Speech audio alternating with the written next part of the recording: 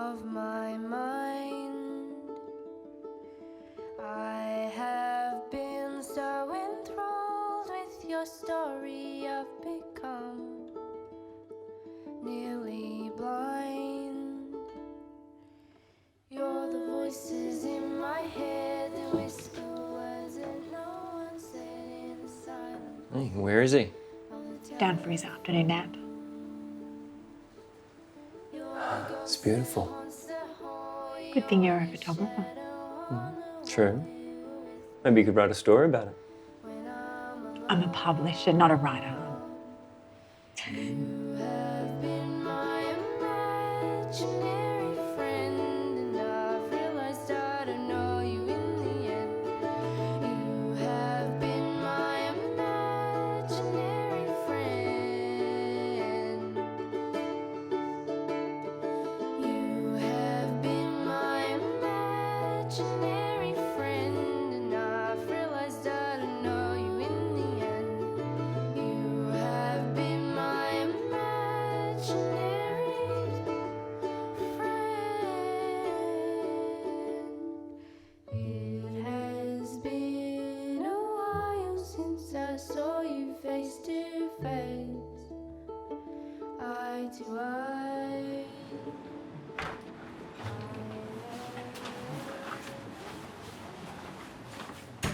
Hey, have you ordered? No, not yet. So you said you had something to tell me. Yeah. So, Excuse me, guys. Would you like to order anything? Maybe a drink? sure, I'll have a Carlton Place pint. Yeah. You said you wanted to talk. Yeah, that's right. So I'm walking down the street trying to find some inspiration. For what? Well, for my story. Yeah, anyway, the traffic's really loud and I keep having to apologise to people because I'm bumping into them, you see. Because you were distracted. Well, no, not really. It's just... Sorry, guys. Would you like to order some food? No, thank you. No. It's just different up north, you know? No. Never mind. Anyways, back to the story. So, I'm walking down the street and I see this Aboriginal woman. Yeah. Yeah. And I approach her because she's looking sad. Yeah, well, she's sad because... Wait, do you have something you want to say first? Look, just tell your story because I do have something to say to you. All right. So I approach this Aboriginal woman and wait, hang on. Sorry, rewind. Before I tell you this story, I've got to tell you this other story first. Okay? Yeah. So you know why I was up north, right? Yeah, I do. You left me when I needed you the most. I'm sorry. I didn't ever want to hurt you, but this story will explain everything. Please, just bear with me. Just tell your fucking story.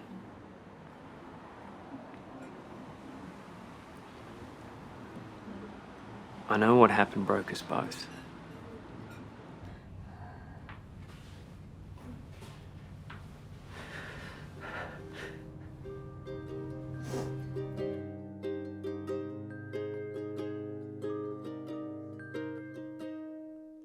I said that I felt afraid of shadows on the wall. You made the growing flood of tears.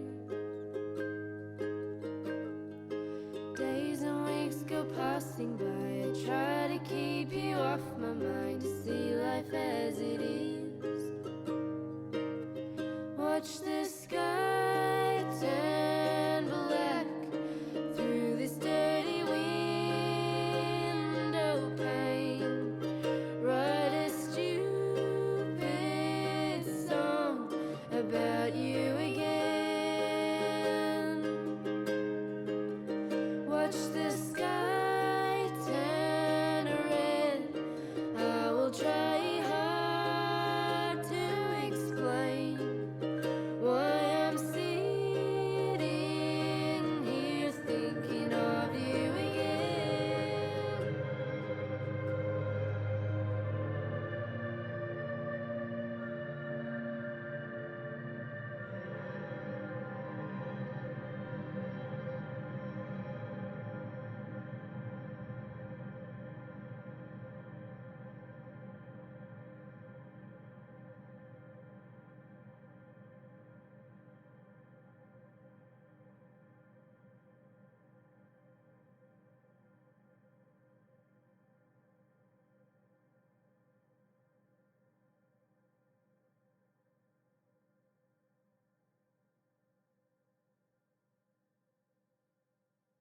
just had to get away.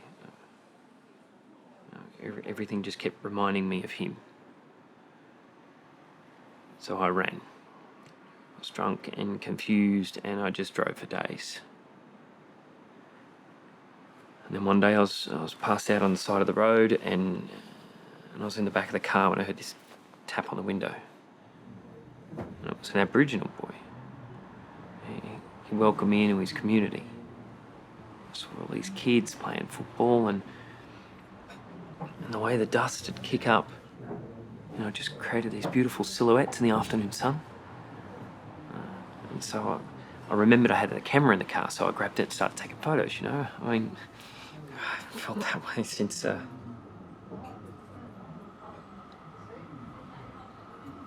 Anyway,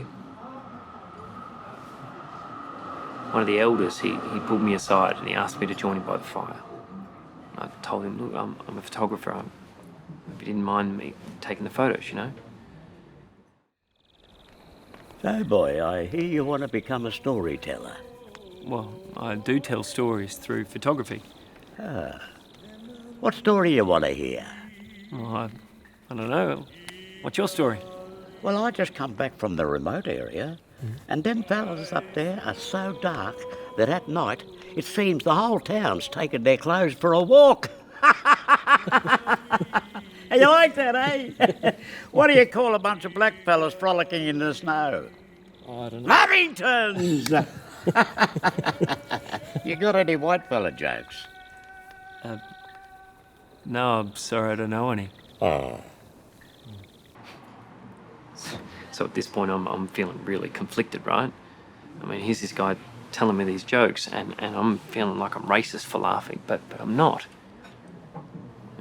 Just, he must have sensed how awkward I felt. Isn't it crazy how we don't have any white jokes? Like strictly white jokes, like, what do you call a white man at the beach? Tomato, because so white we burn. Right? Yeah, that was terrible, but, I mean, if a culture that's so oppressed can laugh at themselves, then why can't we? I think we take ourselves too serious. And in a way, we're hurting ourselves by not being able to laugh at our own suffering and our pain.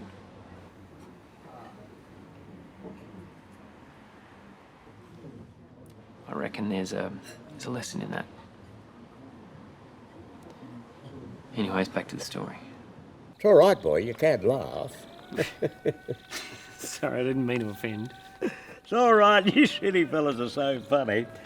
So, you really want to become a storyteller, eh? Yeah. Yes, please. Do you know how to listen? I think so. I mean, really listen. Well, I thought I was. What do you mean? Listening to the land, to the wind. I don't know how to do that. Can you teach me?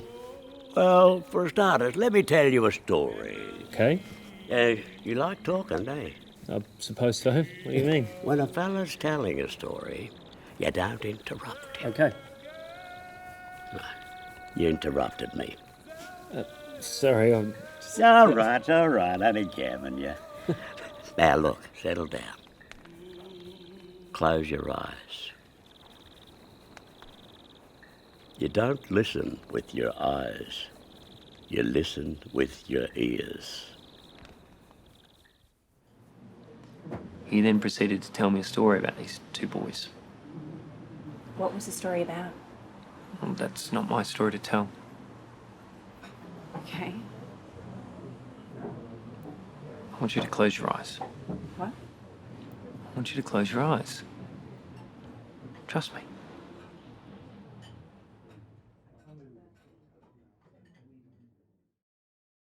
All I want you to do is listen to my voice. Why am I doing this? Just shh. Just listen to the sound of my voice.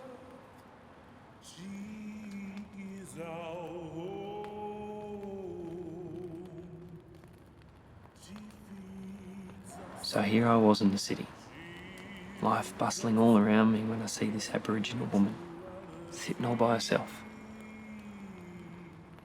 She looks so sad, like she'd been crying. I could tell she'd been drinking, but for some reason I was drawn to her. I walked over and sat down next to her.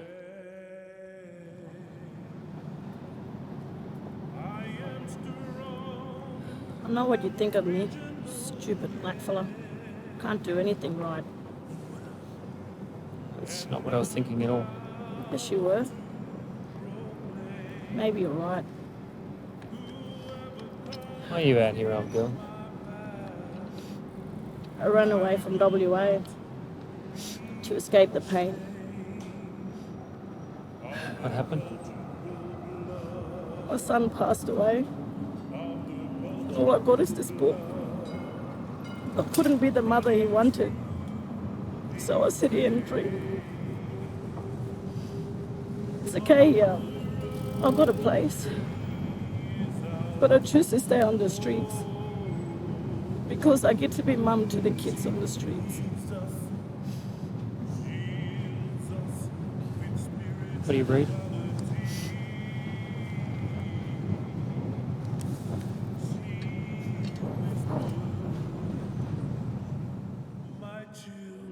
She handed it to me, these tears still rolling down her cheeks. That's when the strangest thing happened. I noticed it was called A Piece of Me. Well, it looked like it was handwritten. And it read,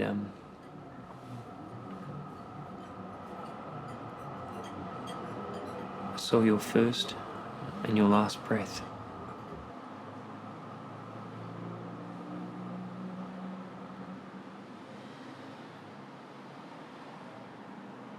No parent should ever witness their own child dying. But I did. And I tried, but I couldn't stop you from taking drugs.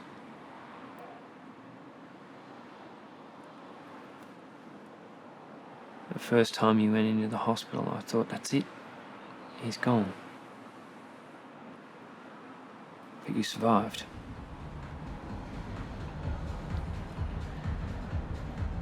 After that, I tried to get you to stop. Couldn't. Very last time you said to me, don't worry, Mum. I'll be all right.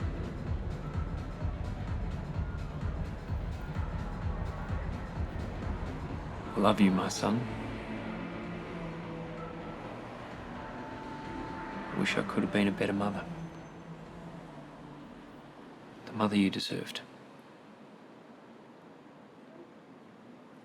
My beautiful boy.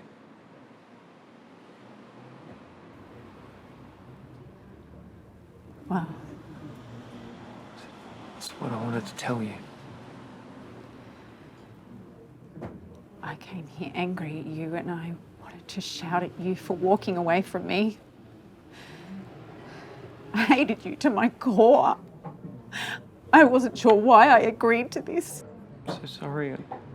I get it. You wanted to tell me about this woman. I get everything she's feeling. I miss him every day. I feel like this is a gift, somehow. What do you want to do with it? Do you want to publish it? Yeah. Yeah, not just for us, but for others that have lost their kids. So which part do you want to write? All of it. I want this to be a story of this. Us, our son, my journey. The Aboriginal woman who changed everything through what we shared. I don't want this to be a story about a white man who claims another Aboriginal story. There's too much of that shit going on. And I don't want to feel scared of being privileged when it comes to talking with Aboriginal people. I hate that word, privilege. This woman, she made us cry through what we shared as humans. No parent ever wants to see a loved one die, especially their kids.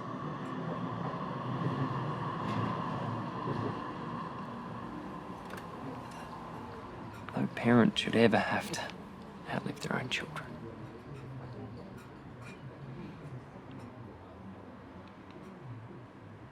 Just think it's amazing how we all forget we all have the same colour heart.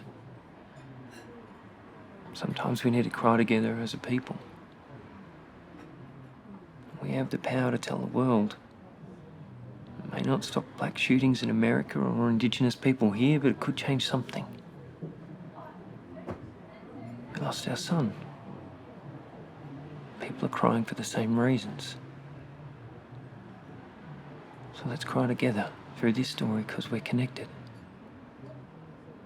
So what do you want to call it?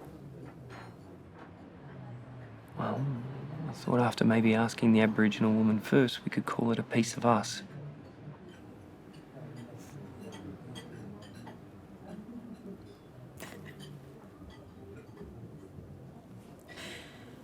I love it.